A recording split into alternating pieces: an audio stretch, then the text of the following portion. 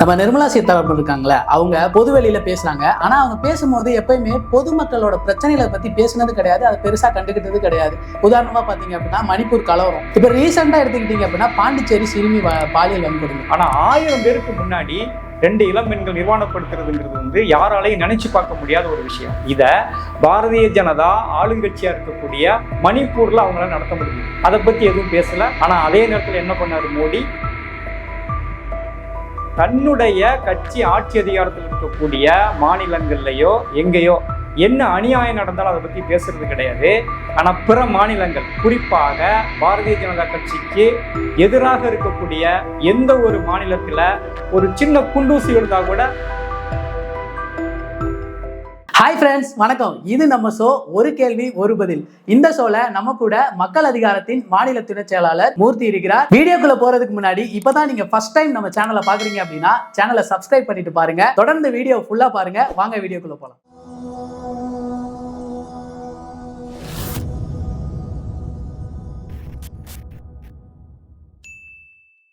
நம்ம நிர்மலா சீதாராமன் இருக்காங்களே, அவங்க பொதுவாகவே பல மீடியாக்களை சந்திச்சு பேசுறாங்க, பொது வெளியில பேசுறாங்க. ஆனா அவங்க பேசும்போது எப்பயுமே பொதுமக்களோட பிரச்சனைகளை பத்தி பேசுனது கிடையாது, அதை பெருசா கண்டுகிட்டது கிடையாது.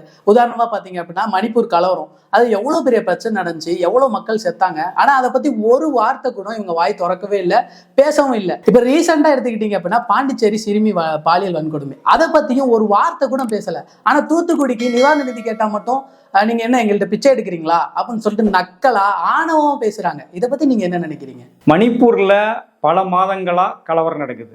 குறிப்பா அந்த பழங்குடி மக்களுக்கும் அங்க இருக்கக்கூடிய மக்களுக்கும் ஒரு மிகப்பெரிய பிரச்சனையை உருவாக்கி நாடே ஒரு கூசுற அளவுக்கு ஒரு இளம்பெண்ணை 2-3 இளம்பெண்ணை 1000 மக்களுக்கு எதிரே விட்டு நிர்வாணமா அவங்க ஒரு பிரச்சனை பண்ணதெல்லாம் நம்ம பார்த்துருப்போம்.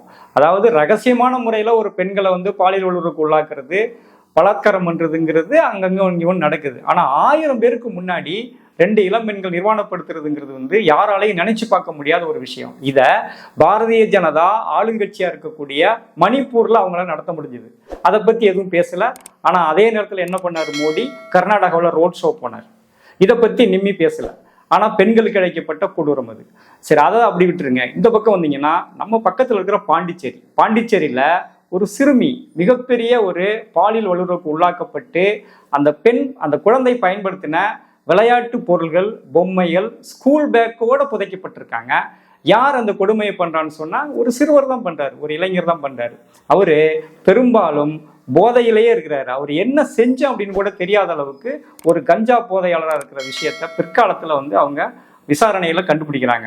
இந்த பாரதிய ஜனதா கட்சி ஆட்சி செய்யக்கூடிய மாநிலம் தான் பாண்டிச்சேரியில் துணைநிலை ஆளுநராக இருக்கிறவங்க தான் அந்த தமிழிசை சவுந்தரராஜன். இப்போ இதெல்லாம் ஏன் அவங்க மட்டும் இதை விட்டுறாங்க அப்படின்னு சொன்னா, தன்னுடைய கட்சி ஆட்சி அதிகாரத்தில் இருக்கக்கூடிய மாநிலங்கள்லையோ எங்கேயோ என்ன அநியாயம் நடந்தாலும் அதை பற்றி பேசுறது கிடையாது. ஆனால் பிற மாநிலங்கள், குறிப்பாக பாரதிய ஜனதா கட்சிக்கு எதிராக இருக்கக்கூடிய எந்த ஒரு மாநிலத்தில் ஒரு சின்ன குண்டூசி விழுந்தா கூட அது ஒரு பெரிய அபாய குரல் அவங்க பேசுறாங்கன்னு சொன்னா, அடிப்படையில் அவங்க யாரை ஒழிச்சு கட்டணும், யாருக்கு வேலை செய்யறாங்க அப்படிங்கிற விஷயத்துல தெளிவா இருக்கிறாங்க.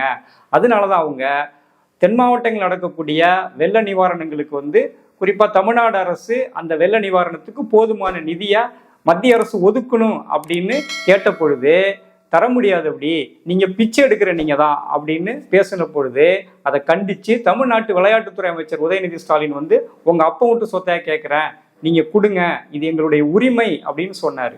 அதுக்கு அவங்க மிகப்பெரிய மோசமான ஒரு விமர்சனமே பண்ணாங்க. அப்போ விட்டு சொத்தையா கொடுக்குறேன்னு சொல்லி பேசுறாரு அவரு அப்படின்னு சொல்றாங்க.